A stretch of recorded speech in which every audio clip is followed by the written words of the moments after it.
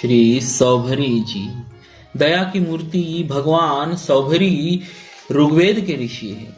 इनके चरित्र वेदों, पुराणों और उपनिषदों में सर्वत्र मिलते हैं। सौभरी संहिता नाम से एक संहिता भी है। ये वृंदावन के निकट कालिंदी के तट पर रमणक नामक द्वीप में रहते थे, जो आजकल सुनरख नाम से प्रसिद्ध है। ये यमुना जी के जल में डूबकर हजारों वर्षों तक तपस्या करते रहे। एक बार मल्लाहों ने मछली पकड़ने के लिए जाल डाला। मछलियों के जाल के साथ में स्वयं भी फंस कर चले आए। मल्लाहों ने समझा कोई बड़ा भारी मत्स्य फंस गया है। उन्होंने ऊपर खींचा तो मालूम हुआ कि ये तो महर्षि सौभरी है। मल्ला बड़े घबराए।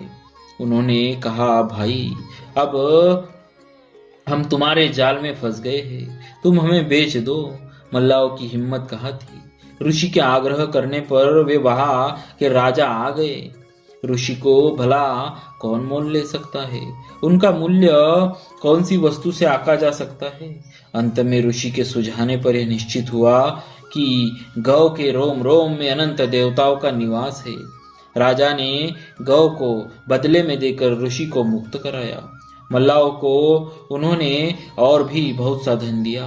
एक बार ऋषि ने देखा कि गरुड़ देव उनके स्थान के समीप मछलियों को खा रहे हैं। एक बड़ा मत्स्य था, उसे भी वे खाना चाहते थे। ऋषि ने मना किया, किंतु गरुड़ इतने भूखे थे कि उन्होंने ऋषि की बात पर ध्यान ही नहीं दिया। मत्स्य के बालक तड़पने लगे। महर्षि को बड़ी करुणा आई और उन्होंने गरुड़ को लक्ष्य करके शाप दिया कि आज से यदि गरुड़ यहाँ आकर किसी भी जीव को खाएगा तो उसकी मृत्यु उसी क्षण हो जाएगी। यह मैं सत्य सत्य कहता हूँ। उस दिन से उनके समीप का समस्त स्थान हिंसा शून्य बन गया। वहां कोई भी जीव हिंसा नहीं कर सकता। एक बार की बात है कि रमणक द्वीप के रहने वाले सर्पों ने सलाह की कि गरुड़ हमारे समस्त परिवार का बड़ी निर्दयता से संहार करते हैं, अतः उनके पास पारी पारी से सर्प जाया करे और उन्हें बलि दिया करे। ऐसा करने से शीघ्र ही कुल का नाश न होगा। यह बात समस्त सर्पों ने स्वीकार कर ली और वे बारी बारी गरुड़ के पास जाने लगे। एक दिन कालिया नाग की बारी आई। वह गया और गरुड़ की बलि को स्वयं ही खा गया। इस पर गरुड़ बड़े क्रोधित हुए। वे नाग पर झपटे। कालिया अपनी जान लेकर भागा और भगवान सौभरी की शरण में गया। ऋषि ने उसे आश्रय देते हुए कहा, यहाँ तुम्हें किसी भी बात का भय नहीं।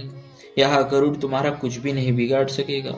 उस दिन से कालिया भगवान सौभरी के ही आश्रम समीप रहने लगी।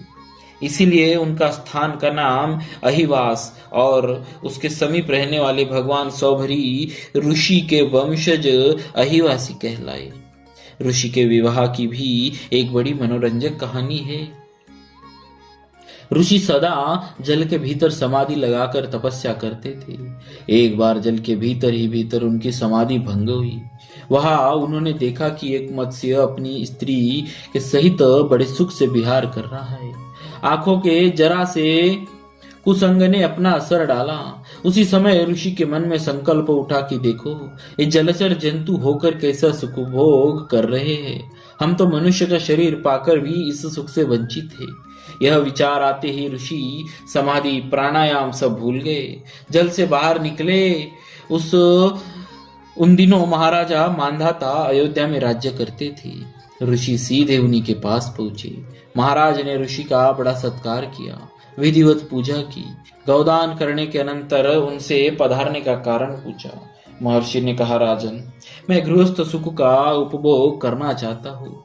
तुम्हारी 50 कन्याएं हैं, इनमें से एक मुझे दे दो। महाराज सुनकर सन्न रह गए। भला हजारों वर्ष के इन बूढ़े ऋषि को अब इस ढलती उम्र में यह क्या सूझी। इन्हें क्या कैसे दूं? किंतु मना करने की भी हिम्मत नहीं हुई। ऋषि की तनिक सी भ्रुकुटी टेढ़ी होते ही राजपाट से हाथ धोना पड़ेगा। यह सब सोच समझकर उन्होंने एक चाल चली। बड़ी नम्रता से हाथ जोड़कर उन्होंने कहा, भगवान, मेरे अंतःपुर में आपके लिए कोई रुकावट तो है ही नहीं। आप भीतर पधारे। मेरी 50 कन्याएं हैं, उनमें से मेरी जो कन्या आपको पसंद करे उसे ही आप प्रसन्नता पूर्वक ले जाए। महाराज ने सोचा, मेरी युवती कन्याएं इन जैसे अति बूढ़े ऋषि को क्यों पसंद करने लगेगी। जब वे पसंद करेगी तो ये खुद ही लौट जाएंगे। इस प्रकार सांप भी मर जाएगा और लाठी भी न टूटेगी, मना भी न करना पड़ेगी और ऋषि भी नाराज न होंगे। महर्षि तो सर्वज्ञ थे, उनसे भला कोई क्या छिपा सकते हैं। वे महाराज के भाव को ताड़ गए। तपस्या के बल से वे नई सृष्टि रच सकते थे। उन्होंने झट से अपना रूप परम सुंदर युवा अवस्था संपन्न बना लिया। रणवास में जाते ही 50 की 50 कन्याएं उन पर मुग्ध हो गई। राजों को अब क्या आपत्ति थी। 50 कन्याएं ऋषि के अर्पण कर दी। उन सब को लेकर महर्षि अपने आश्रम पर आए। विश्वकर्मा को आज्ञा दी। बहुत जल्दी 50 महल बने। फिर क्या था, बात की बात में समस्त स्वर्गीय सुखों से युक्त 50 महल बन गए। उनमें सब प्रकार की सुख उपभोग की सामग्रियां थी। योग बल से 50 रूप बनाकर ऋषि उनके साथ गृहस्थ सुख का उपभोग करने लगे। प्रत्येक के 10-10 पुत्र हुए। उन पुत्रों के भी पुत्र हो गए। बड़ा परिवार होने से भांति भांति के झंझट, भांति भांति की नित्य नई उपाधियां होने लगी। अब तो ऋषि को होश हुआ, अरे यह मैंने क्या किया। तनिक देर विषयी मत्स्य का संसर्ग होने से मैं भी विषयी बन गया। विषयी जनों के क्षण भर के संग का ऐसा दुष्परिणाम। यह सोचते ही वे चिल्लाकर कहने लगे, अरे यह मेरा पतन तो देखो। मैं व्रत में तत्पर सच्चरित्र तपस्वी था।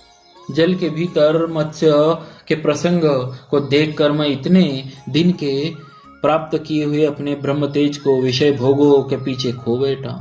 मुमुक्ष पुरुष को मैथुन में लगे हुए प्राणियों का साथ कभी न करना चाहिए। यदि सब प्रकार से न छोड़ सके तो बाहर की इंद्रियों से ही छोड़ दे। बिल्कुल एकांत में रहकर अनंत प्रभु में चित्त लगाकर उनके प्यारे भक्तों का सत्संग करना चाहिए। निसंग होना ही यतियों के लिए मुक्ति का मार्ग है। संग से सारे दोष उत्पन्न होते हैं। दुस्संग से योग में आरूढ़ हुए योगी तक गिर जाते हैं। फिर कल्प सिद्धि वालों जीवों की तो बात ही क्या। ऐसा सोचकर वे वानप्रस्थ धर्म का पालन करते हुए ब्रह्म में लीन हो गए। सौभरी मुनि के जीवन में भूत दया विशेष रूप से देखी जाती है। वे प्राणियों को दुखी नहीं देख सकते थे। प्राणी मात्र की प्रति दया भाव रखना यह तो सच्ची साधुता है। बोलिए श्री सौभरी जी महाराज की जय।